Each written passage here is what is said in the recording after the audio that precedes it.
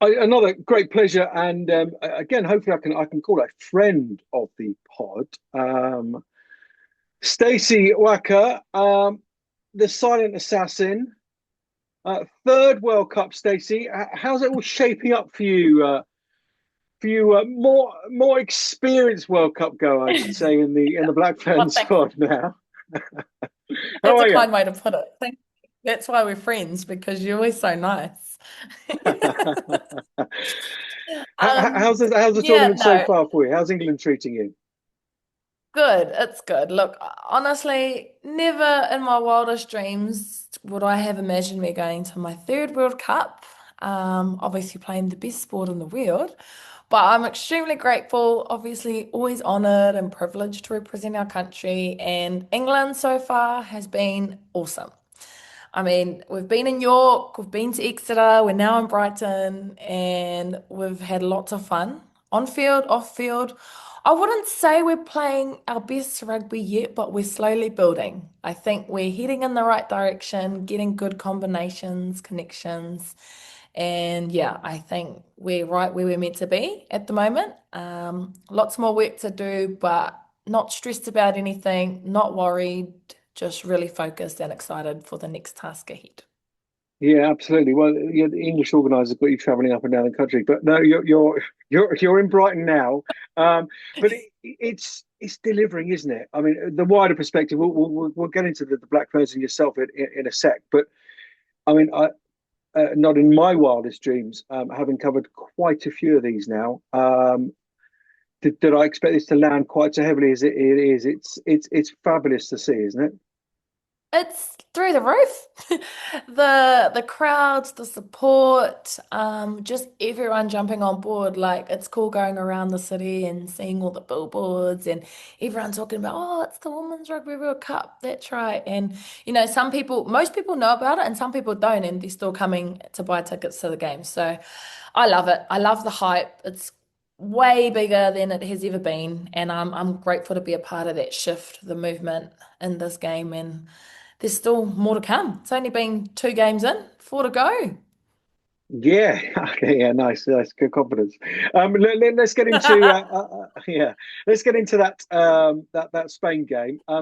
Again, like those lesser nations. We've seen Brazil score the first points, first try, and Samoa as well, and of course South Africa's heroics at the weekend.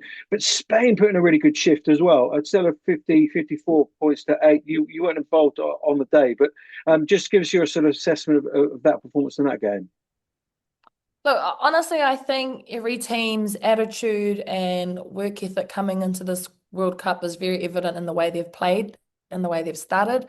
More teams here, and everyone's starting real strong. They're coming out nothing to lose. Everyone just loves being here. They're enjoying it. So, of course, the games have been quite tight at the start of each match, and it's cool to see. You've got teams like, as you mentioned, the Brazils and the Samoas who haven't really experienced this level, but you can see how much progression they've made over the years. And it's nice to see them in this competition, stamping their mark. And whilst the final results might not be what they want, I know they can see and celebrate the small little wins, the celebrations that they're having with one another, backing each other. So yeah, the Spain game for us, we're a little bit gutted with how we started, but there were good moments in that game that we can take positively out of it. Spain came out firing. They've got absolutely nothing to lose. And we did the opening ceremony with them and they said exactly that. They mentioned they might not be the best team in the world right now, but they want to build a movement and they're gonna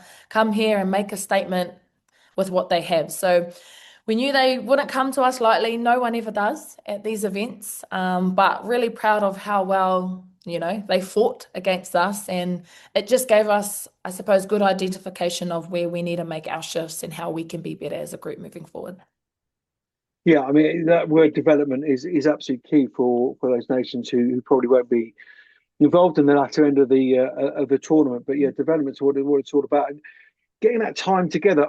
You guys are no different to Spain or Brazil or whatever, and Spain again gave Ireland a really good game, and they're still putting it into to the last minutes of the game.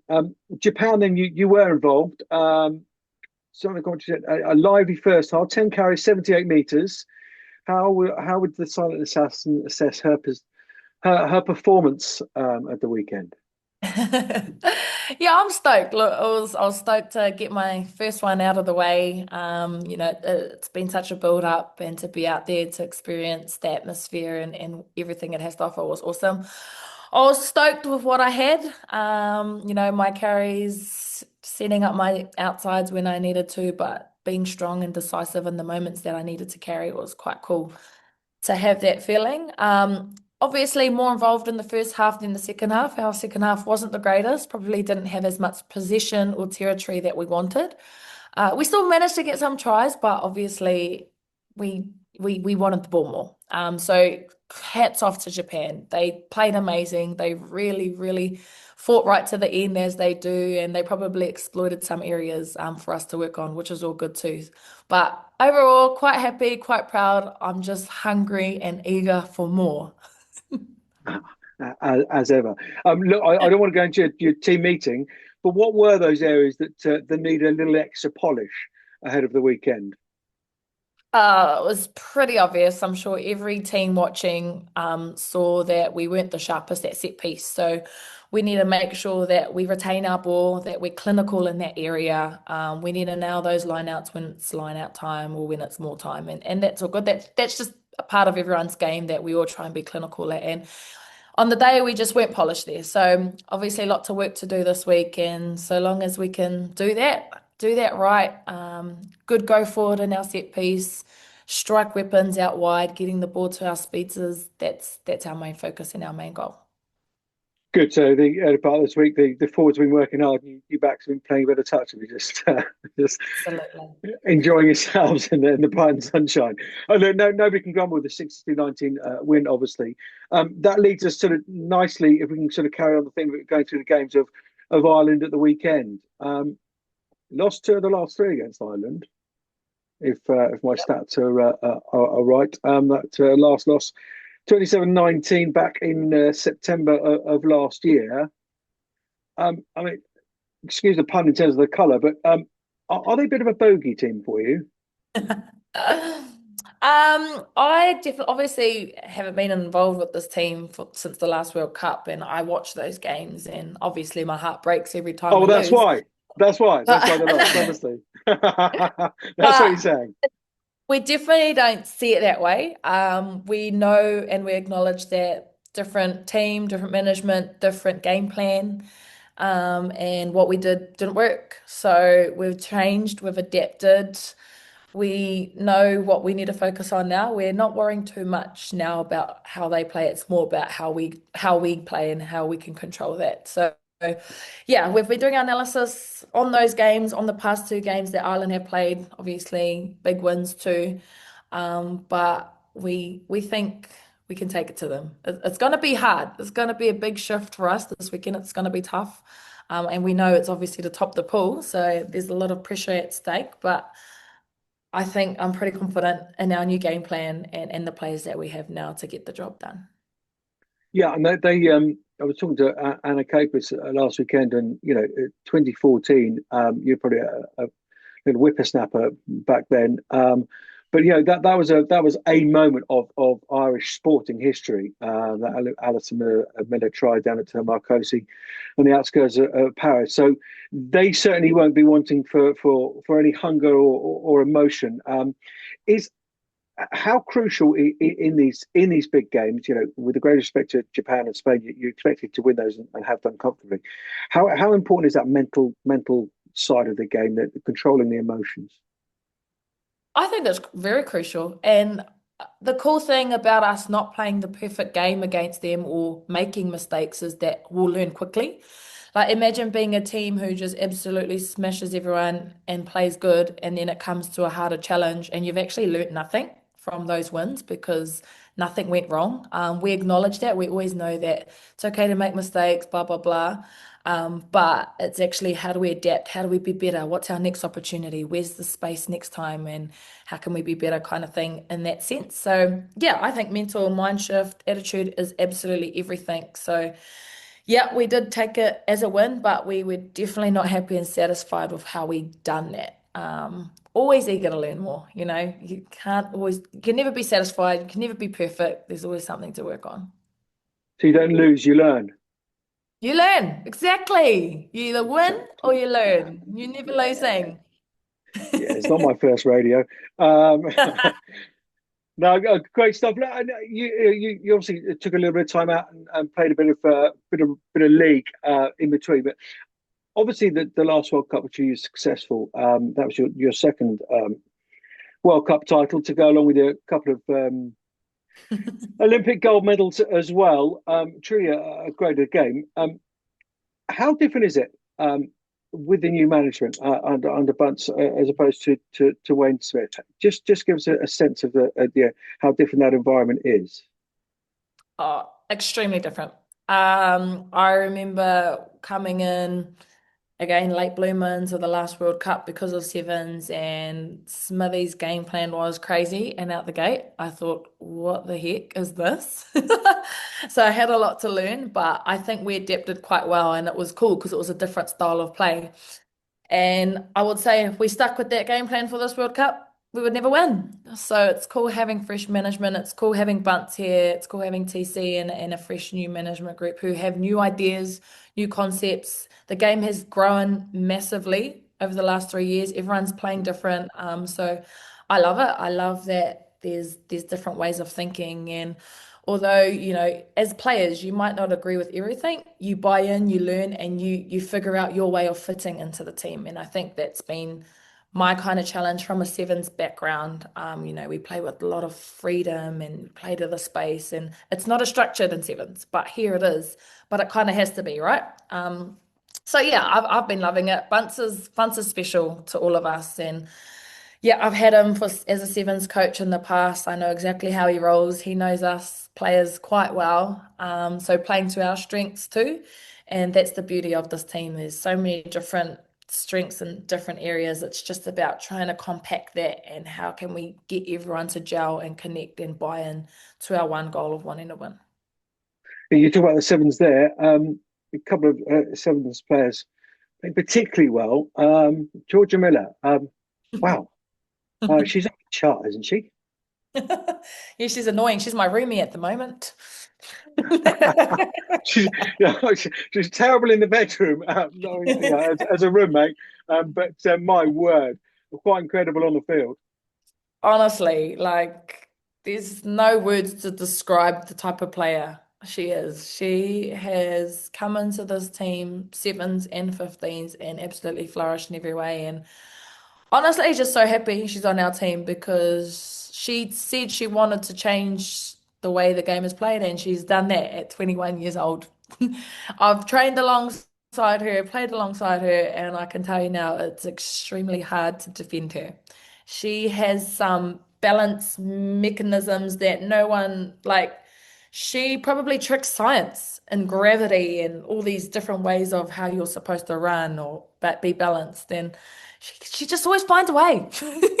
She's a little slippery snake, but I love it. Look, everyone had doubts about her coming into 15s and wanting to be the best seven. I put my hand on my heart and I said, I already know she's going to be because she's a hybrid athlete. She's got every single skill set under the sun. She can play in the forwards and the backs and she'll excel at everything. Look, we don't like to tell her that to her face because, she gets a bit of a big head. Um, just jokes. Lots of good fun and banter with our sis. And she knows we love and support her in everything she does because, man, she's wicked. And you seem to along the likes of Braxton, Saracen, McGee, and Georgia there. Yeah, you seem to have a really good blend of youth and experience, and it sort of dovetails each other because the youth are learning off the more experience, and the youth will making the more experience more hungry. Is that how you feel it's going? Honestly, so true. Like we as the experienced players are still learning things today. And it's cool. Like, we want to make that notable to our young girls. We don't know everything. Like, yeah, we might have won couple World Cups, couple gold medals, but the game is constantly shifting, it's constantly changing. So it's cool when the younger girls are coming to us with solutions or their feedback and the things that they're seeing. I'm like, thanks. It's actually really cool. And that's probably defines our culture and how we are. You know, no one's bigger or better than anyone else. We're all equal. We're all here because we're good rugby players. We all have our different strengths and weaknesses. And if we combine that all together and help one another, then it's only going to make us stronger. So yeah, I love it. I love these young ones. They're definitely much more confident than I was when I first came into this team. Look, we're wrapping up. I don't want to take too much of your time. It's a busy old week. It's an important week, but possibly one who's more equal than others is our Portia Whitcliffe, 50th try of the weekend. What's it like to play inside her and probably gift her most of those tries, frankly? Yeah, I love it. Love gifting her those tries. I'm like, hey. But look, I talked about her last week in the media press conference about how she is her. She's so humble. She's a talented player. She put women's rugby on the map in my eyes. Like way back when she first started, she was an absolute star. She still is. She's another freak. Obviously in a different way to Georgia, but love that she's come out of retirement. Love that she's come to another World Cup. Love that I get to play alongside her again. She's not only a good athlete, but the best human being. And I love that about P. She's unauthentically herself, unapologetically herself. And that's what makes a good team, I think, is, you know, you don't have to be fake. You don't try and be someone you're not. You just be who you are, embrace that and enjoy it. And that's Portia. So you're down in Brighton. Have you been attacked by any seagulls, and have you had any bosh on chops yet? I actually haven't been down to the beach yet. We just arrived yesterday, so definitely on my list to go down there and experience the beach because we love the water. We all live by the sea.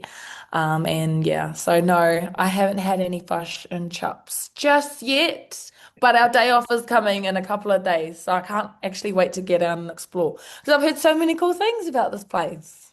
Yeah, it's really cool. Get into the lanes, some lovely little Yeah, boutique yeah. type shops and that whatever down there. Look, all the very best against Ireland. Hopefully, yeah, maybe we'll see you down there. But as ever, it's been absolutely lovely to speak to you, and hopefully we'll catch up later on in the tournament. But thanks so much for your time today, Silent Assassin. Always a pleasure. Thanks, Johnny. Appreciate it. Talk soon. Take care.